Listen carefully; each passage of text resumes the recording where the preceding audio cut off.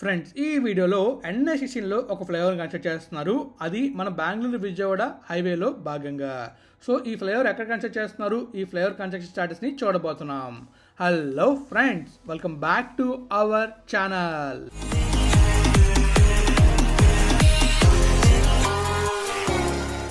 Friends, ఎంతో కష్టపడి video చేస్తున్నా. వీడియో నచ్చితే లైక్ చేయలేరా? మన ఛానల్ని సబ్స్క్రైబ్ చేయలేరా? చేశానుంటారు. పదండి లోకి వెళ్దాం. ఫ్రెండ్స్, ఈ వీడియోలో మనం ఏం చూడబోతున్నాం అంటే, మనందరూ తెలిసింది కదా, మన విజయవాడ నుంచి బెంగళూరు వరకు ఒక హైవే డెవలప్ చేస్తున్నారు.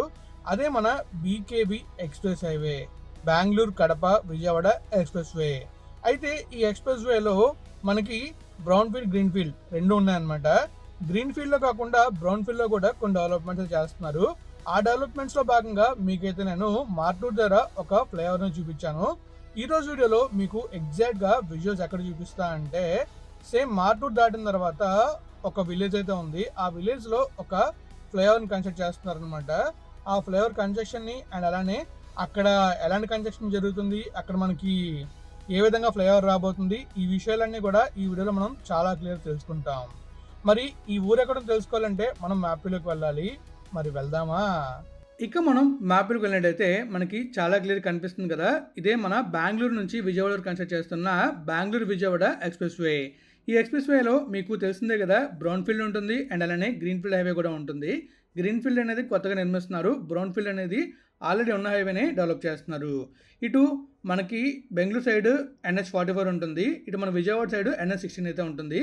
ఈ రెండు హైవేల్లో కొన్ని చోట్ల డెవలప్మెంట్ జరుగుతున్నాయి. ఇటు మన NH16లో చూస్తున్నట్లయితే ఎగ్జాక్ట్గా మీకు ప్రీవియస్ వీడియోలోని మార్టూర్ దగ్గర ఒక ఫ్లైఓవర్ కన్స్ట్రక్ట్ చేస్తున్నారు కదా, ఆ ఫ్లైఓవర్ని చూపించాను. ఎగ్జాక్ట్గా మార్టూర్కి ముందు ఆ ఫ్లైఓవర్ కన్స్ట్రక్షన్ జరుగుతుంది. అదంతా మీకు చాలా క్లియర్గా చూపించాను. ఈరోజు వీడియోలో మీకు ఎగ్జాక్ట్గా దర్శి అగ్రహారం చూసారు. ఇక్కడ ఈ దర్శి అగ్రహారం దగ్గరలోని ఎగ్జాక్ట్గా మనం చూసుకోవచ్చు, ఈ ప్లేస్లోని ఇంకొక ఫ్లైఓవర్ని కన్స్ట్రక్ట్ చేస్తున్నారు. ఈ మధ్యలో ఒక అండర్ పాస్ అయితే వస్తుంది. ఈ అండర్ పాస్ కోసం ఈ ఫ్లైఓవర్ అనేది కన్స్ట్రక్ట్ చేస్తున్నారు. సో అంటే ఇది మొత్తం యాక్సెస్ కంట్రోల్ హైవే కాబట్టి ఇటు నుంచి అటు వెళ్ళాలంటే ఖచ్చితంగా ఒక అండర్ పాస్ ఉండాలి. దానికోసమే ఇక్కడ ఒక అండర్ పాస్ అయితే కన్స్ట్రక్ట్ చేస్తున్నారు. ఇప్పుడు మనం చాలా క్లియర్గా అండర్ పాస్ కన్స్ట్రక్షన్ అండ్ అలాగే ఈ ఫ్లైఓవర్ కన్స్ట్రక్షన్ వర్క్ ఎలా జరుగుతుంది, ఎంతవరకు జరిగిందన్న విషయాలన్నీ కూడా చాలా క్లియర్గా విజువల్స్లో చూడబోతున్నాం. మరి విజువల్స్ చూడడానికి వెళ్దామా? చాలో. ఫ్రెండ్స్, చూసారు కదా, మీకైతే చాలా క్లియర్ గా మ్యాప్ లో ఎక్స్ప్లెయిన్ చేశాను. మనం ఎక్కడ విజువల్స్ చూస్తాం అండ్ అలాగే ఈ ఫ్లైఓవర్ ఎక్కడుంది అండ్ బెంగళూరు విజయవాడ హైవే ఎలా కన్స్ట్రక్షన్ జరుగుతుంది, ఎలా వెళ్ళబోతుంది, గ్రీన్ ఫీల్డ్ ఏంటి, బ్రౌన్ ఫీల్డ్ ఏంటి, క్లియర్ ఎక్స్ప్లెయిన్ చేశాను. సో ఇప్పుడు మనం అయితే ఈ ప్లేస్ లో క్లియర్ గా విజువల్స్ చూడబోతున్నాం. మరి విజువల్స్ ని చూద్దామా? ప్రస్తుతం మనం అయితే ముందు చూస్తున్నాం కదా, రైట్ సైడ్ లో మనకి కన్స్ట్రక్షన్ కనిపిస్తుంది. సో ఈ కన్స్ట్రక్షన్ ఆ ఫ్లైఓవర్ అనమాట. మీకు నేను మ్యాప్లో చూపించే కదా, ఆ మ్యాప్లో చూపించిన ఫ్లైఓవరే ఇది. సో ఇప్పుడు మనం చూసుకోవచ్చు, ఆ ముందు రైట్ సైడ్లో ఒక ఊరు కనిపిస్తుంది చూసారా, అదే దార్శి అగ్రహారం.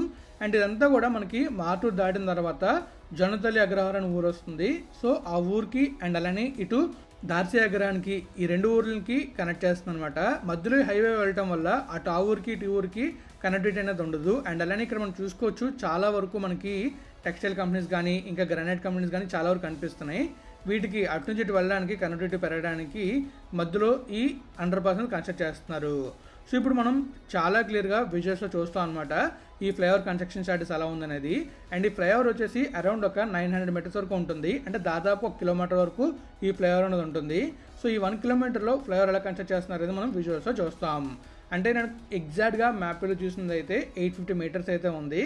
బట్ మనకి మ్యాప్ వ్యూ మనకి అంత క్లియర్గా చూపించకపోతే అరౌండ్ ఒక 900 మీటర్స్ వరకు ఈ ఫ్లైఓవర్ అయితే ఉండొచ్చు. అంటే దాదాపుగా 1 కిలోమీటర్ వరకు ఈ ఫ్లైఓవర్ అయితే ఉండొచ్చు.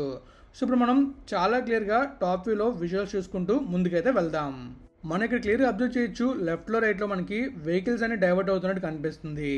రైట్ సైడ్లో కొత్తగా రోడ్ వేసినట్టు కూడా కనిపిస్తుంది. అండ్ లెఫ్ట్లో మనం అబ్జర్వ్ చేస్తున్నట్లయితే వెహికల్స్ అయితే ఆ లెఫ్ట్లో కొన్ని ఆగున్నాయి, కొన్ని వెహికల్స్ అయితే వెళ్తున్నాయి. అండ్ రైట్లో వెహికల్ మూవ్మెంట్ అనేది ఎక్కువ కనిపిస్తుంది. అండ్ ఈ ఫ్లైఓవర్ కన్స్ట్రక్షన్ అవ్వడం వల్ల ఇక్కడ కొంచెం ట్రాఫిక్ కంజెషన్ అనేది ఉంటుంది. అండ్ ఈ హైవేలో ఎవరైనా నైట్ టైం ట్రావెల్ చేస్తున్నట్లయితే చాలా జాగ్రత్తగా వెళ్ళాలి. ఎందుకంటే మనకి సడన్గా ఇక్కడ ఫ్లైఓవర్ని కన్స్ట్రక్షన్ చేస్తున్నారు కాబట్టి. అండ్ ఈ హైవేలో మనం అరౌండ్ ఒక 90 to 100 స్పీడ్లో వస్తూనే ఉంటాం. ఆ స్పీడ్లో వెహికల్ ఈజీగా ఎంటర్ అవుతుంది. అంతకన్నా స్పీడ్ వెళ్తే కొంచెం రిస్కీ అనమాట. ఎందుకంటే మనకి సడన్గా ఫ్లైఓవర్ కన్స్ట్రక్షన్ అవ్వడం అండ్ అలాగే సడన్గా మనకి రెడ్ లైట్ కనిపిస్తుంది, ఏంటో అర్థం కాని విషయంలోనే ప్రమాదం జరిగే అవకాశం ఉంటుంది. సో అందువల్ల మనం ఒకవేళ ఈ రూట్లో వెళ్తున్నట్లయితే మనం ఎగ్జాక్ట్గా అద్దంకి రూట్ ఉంటుంది కదా, మనకి మెదర్మెట్లు ఉంది కదా, మెదర్మెట్లు దాటగానే కొంచెం అలర్ట్గా ఉండాలి అండ్ జాగ్రత్తగా వెళ్ళాలి. సో ఇక్కడ మనం అబ్జర్వ్ చేస్తున్నట్లయితే టాప్ వ్యూలో మనకి చాలా క్లియర్గా కనిపిస్తుంది. అండర్ పాస్ అయితే కన్స్ట్రక్షన్ జరిగింది. అటువైపు ఇటువైపు మనకి ర్యాంప్ వర్క్ అనేది పెండింగ్ ఉందన్నమాట. సో ఈ ర్యాంప్ వర్క్ కానీ ఫినిష్ అయిపోయిందంటే ఈ ఫ్లైఓవర్ కూడా కంప్లీట్ అయిపోతుంది. అండ్ అలానే అప్పుడు ఈ ఫ్లైఓవర్ మీదుగా మనం అందరం హ్యాపీగా జర్నీ చేసుకుంటూ వెళ్ళొచ్చు. మనకి మన విజయవాడ బెంగళూరు హైవే కన్స్ట్రక్షన్ చేయడం వల్ల అటు కర్ణాటకలో బెంగళూరుకి, ఇటు మన ఆంధ్రాలో విజయవాడకి మంచి కనెక్టివిటీ వస్తుంది. ఇప్పుడు మనం విశాఖపట్నం నుంచి బెంగళూరు వెళ్ళాలంటే దాదాపుగా 15 నుంచి 18 గంటలు, 20 గంటలు, 24 గంటలు పట్టే బస్సులు కూడా ఉన్నాయి. కానీ ఒకవేళ ఈ హైవే కానీ కంప్లీట్ అయిందంటే జస్ట్ మనం ఒక 12 to 13 అవర్స్లోనే రీచ్ అయిపోవచ్చు బెంగళూరు మన విశాఖపట్నం నుంచి. ఎందుకంటే ఇది కంప్లీట్గా access control highway and 6 lane highway. More over ఇంకోటి ఏంటంటే ఈ హైవేలో ఓన్లీ కార్స్, హెవీ వెహికల్స్ మాత్రమే అలౌ చేస్తారు. అందువల్ల మనకి ప్రమాదాలు జరిగే అవకాశం కూడా చాలా తక్కువగా ఉంటాయి. అండ్ బైకర్స్ అలౌ చేయకపోవడం ఏమవుతుందంటే మనకి అటుగా ఇటుగా అడ్డంగా రాకుండా ఉంటారు బైకర్స్. సో ఓన్లీ కార్స్ మాత్రమే వెళ్తూ ఉంటాయి అండ్ హెవీ వెహికల్స్ వెళ్తూ ఉంటాయి. 3 lanes ఉండడం వల్ల ఏమవుతుందంటే మనకి సింగిల్ లేన్ అనేది కాన్స్టెంట్గా వెళ్తూ ఉంటే లెఫ్ట్లో మనకి హెవీ వెహికల్స్ వెళ్తూ ఉంటాయి, రైట్లో మనకి ఓవర్టేక్ చేయడానికి ఒక వే అయితే ఉంటుంది. సో ఇది లేన్ డిసిప్లిన్. ఇలా ఫాలో అయ్యారంటే హ్యాపీగా వెళ్ళిపోవచ్చు. కానీ ఇలా ఎవరు ఫాలో అవ్వరు లేన్ డిసిప్లిన్. సో అందువల్ల మనకి చాలా వరకు ప్రమాదాలు జరుగుతూ ఉంటాయి. కొంతమంది అయితే రాంగ్ రూట్లో వచ్చేస్తూ ఉంటుంటారు. అలా రాంగ్ రూట్లో రావడం వల్ల కూడా చాలా వరకు ప్రమాదాలు అయితే జరుగుతూ ఉంటాయి. మనకి మోస్ట్లీ యాక్సిడెంట్ జరిగేది రాంగ్ రూట్లో రావడం వల్ల, ఇంప్రాపర్గా పార్క్ చేయడం వల్ల. సో దానివల్ల ఎక్కువ ప్రమాదాలు జరుగుతాయి. అదే మన వెహికల్స్ కానీ పర్ఫెక్ట్గా పార్క్ చేసి అండ్ రాంగ్ రూట్లో వెళ్లకుండా ఉంటే ప్రమాదాలని 90% వరకు తగ్గించవచ్చు. రిమైనింగ్ అనేవి ఖచ్చితంగా మనం చెప్పలేం, ఎలాగైనా జరగచ్చు. వెహికల్ ప్రాబ్లం ఉండొచ్చు, లేదా మనకి ప్రాపర్గా డ్రైవ్ చేయకపోవడం ఉండొచ్చు, లేదా ఏదైనా జరగచ్చు. సో 10% అలా ఉంటుంది. కానీ 90% యాక్సిడెంట్స్ అన్నీ కూడా ఈ విధంగా జరుగుతున్నాయి. రిటర్న్లో వెళ్తున్నప్పుడు కూడా మనం క్లియర్గా అబ్జర్వ్ చేయొచ్చు. ఇక్కడైతే మనకి అటు ఇటు ర్యాంప్ వర్క్ మాత్రం పెండింగ్ ఉంది. మధ్యలో మనకి అండర్ పాస్ అయితే కంప్లీట్ అయిపోయింది అనమాట. ఆ బాక్స్ కలవట్ లాంటిది చాలా క్లియర్ మనకి కనిపిస్తూ ఉంది. సో మొత్తం కంప్లీట్గా అండర్ పాస్ బాక్స్లో మనకి చాలా క్లియర్ కంప్లీట్ అయిపోయింది కనిపిస్తుంది. అండ్ అటువైపు ఇటువైపు ర్యాంప్ వర్క్ అనేది కంప్లీట్ అవుతున్నట్టు కూడా కనబడుతుంది. మొత్తం మనకి ఫ్లైయాష్ అండ్ ఇంకా ఈ మట్టి కనిపిస్తుంది కదా, మట్టితో ఫిల్ చేసి కంప్లీట్గా పైన తార్ రోడ్ అయితే వేస్తారు. సో తార్ రోడ్ వేయడం వల్ల మనకి స్మూత్గా ఉంటుంది అనమాట రోడ్ అంతా కూడా. అండ్ మనకి జర్వ్స్ కూడా పెద్దగా ఉండవు. చూస్తున్నారు కదా మనం మన నేషనల్ సిస్టంలో ట్రావెల్ చేస్తూ వెళ్తున్నప్పుడు ఎలా ఉంటుందనేది. సిమెంట్ రోడ్లో వెళ్తే మనకి సౌండ్ వస్తుంది, తార్ రోడ్లో వెళ్తే స్మూత్గా ఎలాంటి సౌండ్ లేకుండా హ్యాపీగా మన జర్నీ అయితే ఉంటుంది. మరి ఈ రెండింటికి డిఫరెన్స్ మీరు ఎప్పుడైనా అబ్జర్వ్ చేస్తారా? అబ్జర్వ్ చేస్తే కామెంట్ చేయండి.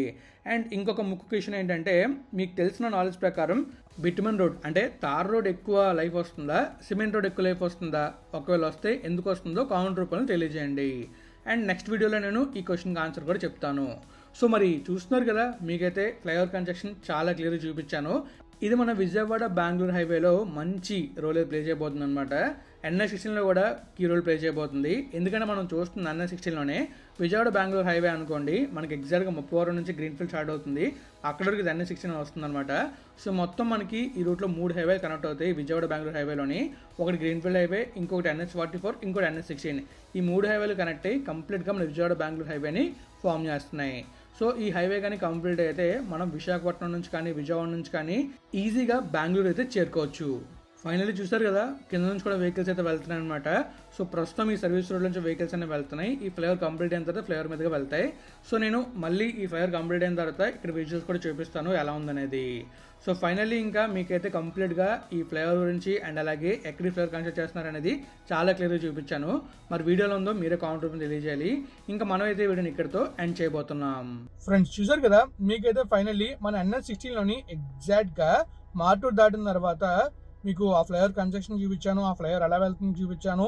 అండ్ అలాగే ప్రస్తుతం అక్కడ కన్స్ట్రక్షన్ స్టేటస్ ఎలా ఉందో కూడా చాలా అంటే చాలా క్లియర్గా విజువల్స్లో చూపించాను. మరి విజువల్స్ ఎలా ఉంది, వీడియో ఎలా ఉంది అనే విషయాలన్నీ కూడా మీరే కామెంట్ రూపంలో తెలియజేయాలి. మనమైతే ఈ వీడియోని ఇక్కడితో ఎండ్ చేస్తున్నాం. మీకు కనుక వీడియో నచ్చితే తెలుసు కదా, లైక్ చేయండి, మీ ఫ్రెండ్స్ ఫ్యామిలీకి షేర్ చేయండి. అలానే ఇప్పుడు దాకా మన ఛానల్ సబ్స్క్రైబ్ అయిపోతే సబ్స్క్రైబ్ చేసేయండి. Thank you friends, thank you for support. Always have a safe and happy drive. Thank you, take care, bye.